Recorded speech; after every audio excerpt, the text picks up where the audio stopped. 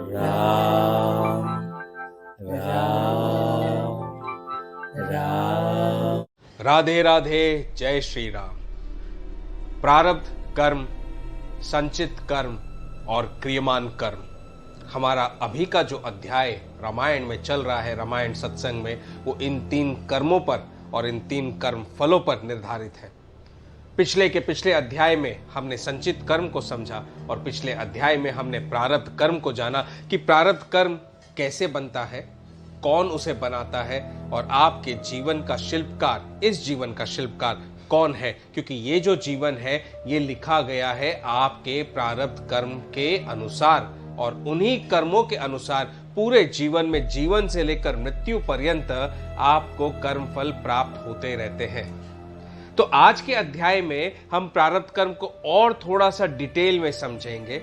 हम समझेंगे कि क्या मंदिर, मस्जिद, गिरजाघर, गुरुद्वारा, तीर्थों पे जाने से आपके प्रारब्ध कर्म फलों में फेरबदल होता है?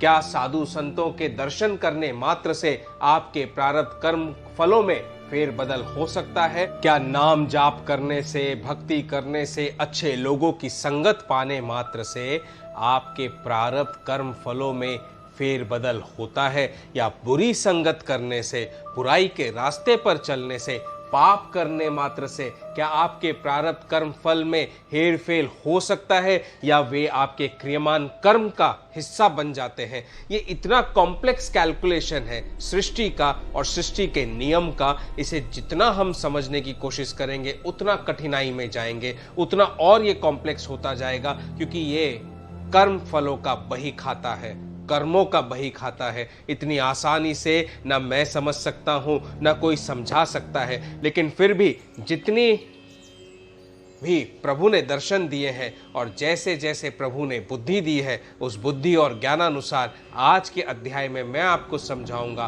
प्रारब्ध कर्म और प्रारब्ध कर्म के फलों का भोग क्या इसे मिटा सकते हैं या कम कर सकते हैं, ताकि आपकी चिंताएं, आपके कष्ट, आपकी प्रॉब्लम्स क्या वो सॉल्व हो सकती हैं? क्या आप इसी जन्म में मुक्ति पा सकते हैं या नहीं पा सकते हैं? साथ साथ हम गुरु माँ तारा के उस प्रश्न का भी उत्तर आज देंगे जिसमें उन्होंने कहा कि मेरे पास तो धरती पर 10 वर्ष का जीवन था, फिर मेरे 10 वर्ष का जीवन 2 वर्षों के लिए ही कैसे शेष रह गया और 2 वर्षों में ही मेरे कृष्ण मुझे क्यों ले गए, क्यों मुझे 8 वर्ष और नहीं रहने दिया?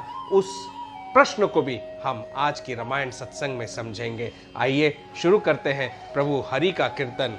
हरे कृष्ण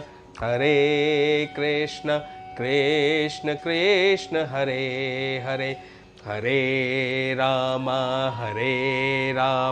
राम राम हरे हरे, हरे कृष्ण कृष्ण कृष्ण हरे हरे, हरे राम राम राम हरे हरे। राधे राधे। जय श्री राम।